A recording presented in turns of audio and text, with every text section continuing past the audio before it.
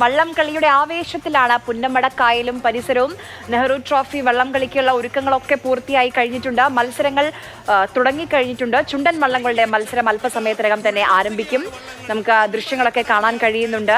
ഇത് ചെറുവള്ളങ്ങളുടെ മത്സരം, ഹീറ്റ്സ് മത്സരം ഇപ്പോൾ നടന്നുകൊണ്ടിരിക്കുകയാണ്. പുന്നമടയിൽ നിന്ന് ഏറ്റവും പുതിയ കാഴ്ചകളും വിവരങ്ങളും വിശേഷങ്ങളുമായി നമുക്കൊപ്പം മാർഷൽ വി സെബാസ്റ്റ്യനും കണ്ണൻ നായരും രഘുനാഥ് നാരായണനുമാണ് ചേരുന്നത്.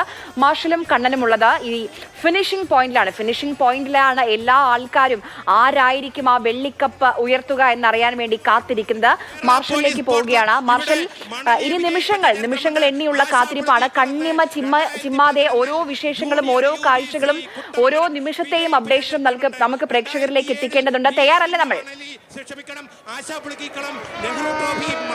തീർച്ചയായിട്ടും ആര്യ, അതായത് കടുത്ത ചൂടാണ്, അതോടൊപ്പം തന്നെ ആവേശത്തിന്റെ ഓളം മൊത്തം നിറയുകയാണ്. അങ്ങനെ 70ാമത് ചുണ്ടൻ ആരാണ്, പുന്നമടക്കായലിൽ വെള്ളിക്കപ്പിൽ മുത്തമിടുന്ന ചുണ്ടൻ ആരാണെന്ന് അറിയാൻ വേണ്ടിയുള്ള ഒരു ആവേശം നമുക്ക് കാണാം. ഇവരെല്ലാം കാത്തിരിക്കുകയാണ്. അല്പസമയത്തിനകം ഉദ്ഘാടന ചടങ്ങുകൾ നടക്കും. അതിനുശേഷം വള്ളങ്ങളെല്ലാം തന്നെ എത്തുന്ന ട്രയൽ ഉണ്ടാകും. അതിനുശേഷമായിരിക്കും ഹീറ്റ്സുകൾ മത്സരം ആരംഭിക്കുക. അങ്ങനെ ആവേശത്തോടു കൂടിയുള്ള ഒരു മത്സരത്തിലുള്ള കോപ്പുകൂട്ടുകളെല്ലാം തന്നെ ഇവിടെ ആരംഭിച്ചു കഴിഞ്ഞിരിക്കുന്നു. എന്നോടൊപ്പം ആലപ്പുഴയുടെ സ്വന്തം കണ്ണൻ നായർ ഒപ്പം ചേരുന്നുണ്ട്. കണ്ണൻ, വളരെയധികം ആവേശത്തിലാണ് നിങ്ങൾ വള്ളംകളി പ്രേമികളെല്ലാം ഇവിടെ ഉള്ളത് തന്നെ. സ്വാഭാവികമായിട്ട് ഒരൊറ്റ ചോദ്യം മാത്രമേ ഉള്ളൂ, ആരായിരിക്കും ഇത്തവണ വേഗതയുടെ രാജാവാകാൻ സാധിച്ചാൽ? ഒരു സംശയമുണ്ട്. 16ാമത്തെ ട്രോഫി, നെഹ്റു ട്രോഫി, 16ാമത്തെ നെഹ്റു ട്രോഫി കാരിച്ചാൽ നേടും. അത് പള്ളാതുരുത്തി ബോട്ട് ക്ലബിൽ കൂടെ ആയിരിക്കും എന്നുള്ളതാണ് എൻ്റെ വിശ്വാസം. കാര്യം ഞാൻ കാരിച്ചാലിൻ്റെ ഒരു ആരാധകനാണ്. അതുകൊണ്ടാണ് നമുക്ക് ചെറുവള്ളങ്ങളുടെ മത്സരം നടക്കുകയാണ്. ചുവന്നുള്ളമാണ് മത്സരം നടക്കുന്നത്. ചുവന്നുള്ളകളുടെ ആവേശത്തോടു കൂടിയുള്ള ഒരു മത്സരം മുന്നോട്ട് പോവുകയാണ്. ഒരു വള്ളം മുന്നോട്ട് വന്നിരിക്കുന്നു. ഇനിയിപ്പോൾ ജനങ്ങളിലേക്കൊക്കെ പോയാലോ? ആര് ജയിക്കും?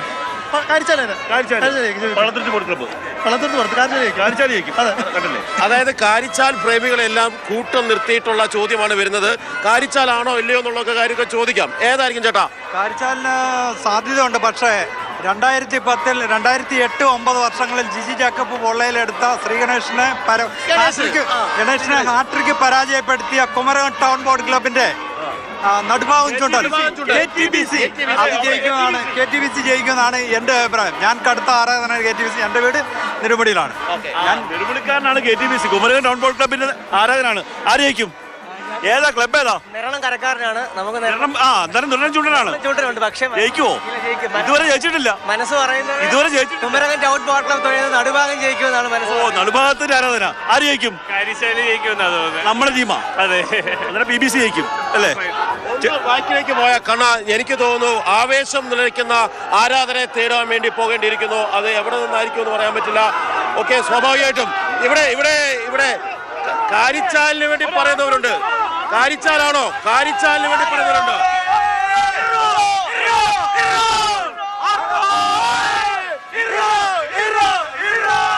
ഒറ്റ സംശയമുള്ളൂ, നടുഭാഗം ചുണ്ടനാണോ കാരിച്ചാലാണോ?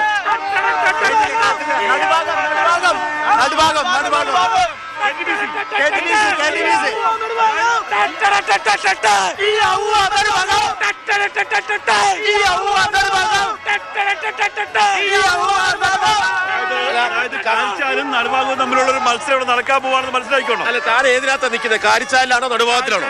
ആണോ? കാരിച്ചാലാണ്. അപ്പൊ നടുഭാഗത്തിലൂടെ നിൽക്കാം അല്ലേ?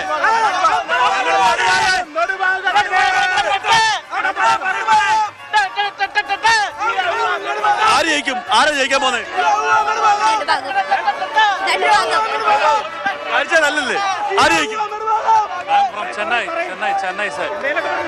Chennai from Chennai supporting UBC Kainakari. അതായത് ഏറ്റവും കൂടുതൽ തവണ നെഹ്റു ട്രോഫി നേടിയ ക്ലബ്ബാണ് UBC കൈനകരി. അതിന്റെ ചെന്നൈയിൽ നിന്നുള്ള ആരാധകരാണ്. ചേട്ടാ, ആര് ജയിക്കും? ഇത് എല്ലാ കാരിച്ചാൽക്കാരെയും നിർത്തിയിരിക്കും. നമുക്ക് അപ്പുറത്ത് വെക്കാം. BBC.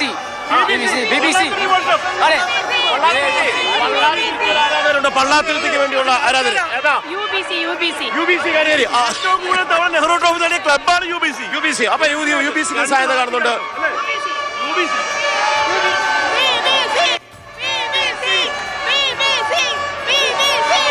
സ്വാഭാവികമാണ് കണ്ണ. ഇതെന്തായാലും ആരാധകർ ഓരോരുത്തരും ആവേശത്തോട് പറയുന്നുണ്ട്. എനിക്കൊരു കൊച്ചു ആരാധന ഉണ്ട്. എന്താണ് ചോദിക്കാം? ആർക്കായിരിക്കും? PVC എല്ലാം തന്നെയാണല്ലോ, ഒരു മാറ്റമില്ല. സ്വാഭാവികമായിട്ടും അവിടെ നമുക്ക് കാണാം ഓരോ ട്രെയിനുകളിലായിട്ട് വന്നു പോകുന്ന ആവേശം ജനിക്കുന്ന ഓരോ തുഴപ്പാടുകൾക്ക് മുകളിലൂടെ ഇങ്ങനെ നടുവുച്ചയ്ക്ക് നല്ല ഒത്താന്തരം വെയിലത്ത് നടക്കുമ്പോഴും ഇവിടെ വള്ളംകളിയുടെ ആവേശം നിറഞ്ഞൊഴുകുകയാണ്. അതിനുവേണ്ടിയുള്ള ആവേശം കാണാം. കണ്ണാ, ചേട്ടാ, ഞാൻ വെറുതെ പറയുന്നതല്ല കൈനകരിയുടെ കാര്യം. കൈനകരി ആദ്യമായിട്ട് പുറത്തിറങ്ങിയെന്ന് വെച്ചാൽ 70-ലാണ്.